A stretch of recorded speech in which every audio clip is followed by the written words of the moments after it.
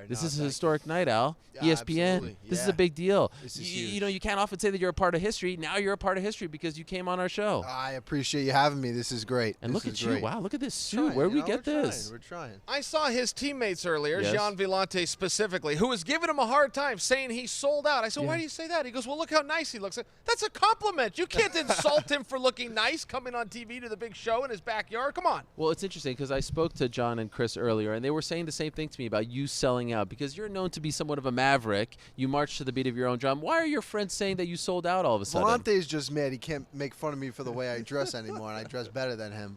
So now he's making fun of me that I dress better than him. Is this all a result of beating Kevin Lee? Has your life changed as a result? Now you got new clothes? No, not at all. Obviously that we're on ESPN now. You got to play the part, you know. I appreciate that. It's dressing nice. Nothing flashy, outlandish, crazy. Just being myself. No fur coats. Yeah, definitely. Leopard. There's no leopard walking into the arena. You won't see me walking in like that. I'm wondering, have you ever been back to this arena since that fight? I haven't. And This is the to first be time? honest, I didn't even really look at the arena that night when I fought. It just happened so fast. You're just in and out so quick. You know, it's a nice arena. What do you remember from that night? I mean, it all happened in a blur, right? It happened Those 24 hours. so quick. When you're so coming back quick. here now and you're allowing yourself to digest it, do you have any memories that come back? Yeah, walking out. That was the most people I've ever had in an arena for my walkout. That was my first main event, first 5-round fight. It was all so new to me, and it all happened so fast. I tried my best to just kind of savor the moment. I remember telling myself, take it all in, and but it just happened so fast, so quick, you know. You've been poking Conor McGregor. Have you been seeing this? Yes. Chael is known to poke people online. I don't know if you know this. Sometimes he claims it's not really him, but, you know, we know it's him. On with the question. We know his brand. Anyhow, I want to know from Chael, what do you think of him poking Conor and his approach to things? Is it working? I love it, and I love Al's approach too. That he just wants to fight somebody higher up in the rankings, and I like what you said to him. I think that was very fair, and he deserves that. The story after you fought Khabib drove me insane because the story largely was, Khabib had an off night, and that offended me as somebody that likes Al. I didn't think that was fair, and I thought your win over Kevin Lee really helped to set that record straight, which was, no, that wasn't an off night. That was simply Khabib's hardest fight to date, and Khabib weighed in and backs me up on that. Khabib actually went to social media after Al's fight with Kevin Lee and said, that's the toughest guy I've ever been in there with. That's what happened. This is the way I view, and I couldn't agree more. By the way, he has defended you a few times because I've said that I thought that Khabib was playing possum in that fight, trying to do the old rope-a-dope Muhammad Ali, but this man gets very fired up when I throw out that theory. So this is all very true. I just want to reiterate that point. I feel like there are two scenarios at play here for you next.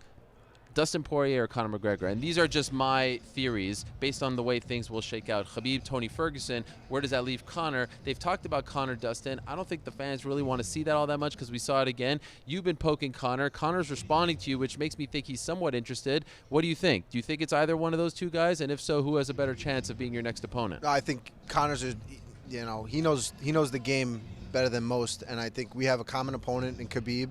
So I think if, in his mind, if he can go out there and put on a dominant performance against me, maybe that Khabib hadn't. Obviously, he was dominant, but he couldn't get the finish. Right. Maybe there's a storyline to the winner of that getting the rematch. You know what I mean? So I think I'm kind of going with that. I think we both I think are deserving of a rematch with another big win. I beat Kevin Lee, obviously. He could be just as strong or stronger than Khabib, So I think I'm right there. I'll be glad to fight any guy ranked above me and earn my rematch with Khabib. Are your last two performances, though, a little bit of a hindrance to getting the Conor fight? I mean, quite frankly, aren't you a little bit too tough to possibly make Conor come to the table and go, yeah, I'll put it all on the line and go fight him? Isn't that kind of, at least in theory, what keeps Conor at bay? It could be, but I don't see Conor as a person to shy away from a tough fight. I think he knows that that's really the fight to make to get his rematch. He said he'll fight the person he's supposed to fight or whoever the UFC gives him. I think that the UFC should throw my name his way, and I think it'd be a great fight. But I do think I'm coming away with the victory, and I'm getting that rematch with Khabib, and it'll be a different story on the full training camp. Okay, so that was actually my next question. Have you actually talked to the UFC about your interest in fighting Conor? And if so, what did they say? Yeah, they got to wait to see how this whole thing shakes out with the Nevada State Athletic Commission. They're both going before the Athletic Commission on the 29th, and I think it's the 29th. Yep. And I guess however long they get suspended or however that works out, they're going to figure out from there. At least that's what they're telling me. Okay, so as of right now, you don't have your next fight. Yeah, no fight. I'm kind of imagining it to be in like April, May. Okay. So we'll see, but that's kind of how I'm feeling about it. So, Chael, we were just talking about the state of the flyweights. I want to get Al's take on what's at stake in this main event. Henry Cejudo versus TJ Dillashaw. You're very active online, so I know that you read things. What do you think? Is the flyweight division on the line here tonight? If Henry loses, are they gone? There's a great chance that there is. A lot of the flyweights have been let go. The flyweights, I've heard that are coming off a win, are maybe given the opportunity to go up to 135. It kind of sounds like, the 125ers are on their way out. I hope that it's not. But they are building a Performance Institute in China. Yeah. And the flyweights would be huge in China. So I think if they're really trying to break into that market, maybe they'll keep it around and they're just narrowing the field, which is what I'm hoping. I'm hoping they're keeping just maybe a few names in the division. Lest we forget, not that long ago, they got rid of your division, the lightweights. Remember that? No. Josh Thompson, Eve Edwards. You don't remember those days? No, I actually don't remember that. You don't remember when with they 155 pounds? Yeah. No. Yeah. I'd What say year? around 2005? No, before that. Yeah, around 2005. Okay. Yeah. So they have done this in the past. Get rid of a division, let it sort of develop, and then bring it back. And now, look, it's kind of funny. The lightweight's probably the deepest division in the sport, right? There's probably no other division that's better than the lightweights. Who do you like in this matchup? It's such a close matchup. They're both so even in a lot of things, but I think TJ Dillashaw I think he's more of a complete mixed martial artist. I think Henry's wrestling in a wrestling match would be better, but in an MMA fight, I think they're a little more evenly matched. I think that if it does go to the ground, each is going to have a tough time holding the other down. So I think even if there is a takedown, it'll come right back to the feet. And I think on the feet, Henry has improved tremendously, but I think TJ is just on another level. I think he's a couple steps ahead, and he just keeps progressing and progressing to a similar level of Henry Cejudo. I got one more for Al, if you don't mind. I love to talk to other fighters, especially established ones like you and you, about Greg Hardy, because let's be honest, if he wasn't Greg Hardy, former NFL player, he's not in the co-main event. How do you feel about him being in the co-main event of this historic card?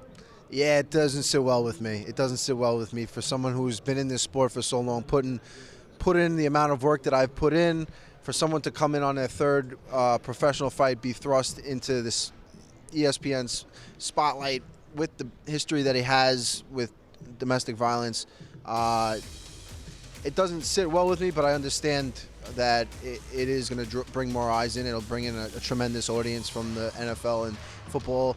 So, it is what it is, and although it doesn't sit well with me, it's going to be. Sure, of course. We're looking at highlights of him right now. Based on what you've seen, he's a strong, powerful, athletic guy that is a little bit, a little bit behind on some of the techniques, but I think he's going to catch up. Someone with that pedigree I don't know who he's training with, but if he finds the ATT. Oh, so yeah, there you go. Dean Thomas is it's just a matter of time. So I think they're going to give him the right opponents, and he'll be up there. He'll have a great fan base and bring a lot of eyes to the sport. Thank you, Al. Appreciate you stopping by. That's as real as it gets, by the way. I know, it was incredible. If we could make this a regular thing, yes. That was great. That was really great, I Al. love it. Thank you. Thank by you. the way, you didn't sell out on the clothing. You bought. You let Vellante know that you went and bought some new clothes. That's right. It's not a sell. That's right, you didn't get paid Vellante. for You hear this, Vellante? Huh? You're the one that had to break out the credit card. Come on, he's looking at it all and wrong. tonight, just a fan? Yeah. No cornering? No, we don't have anybody. I'm just Okay. a fan. I love it. I love coming here and just watching fights. And Bunch of New York. We got Gregor Gillespie, right? Yep, bunch of Some guys making debuts. Dennis Bermudez. Yeah, Bermudez. Going up to 155. That's I'm right. interested. He's an animal, so I'm looking forward to that fight. And yeah, great night of fights. It's gonna be fun. Long Island in the house. Al Iaquinta, one of the very best lightweights, joining us. Thank you so much, Al. We appreciate it, and good luck getting that next fight. Hopefully it's against Conor McGregor. Sign me up for that. Sign me up. Yes. Same old Al. Not a bad place to be. Same old Al. Long Island's own Al Iaquinta.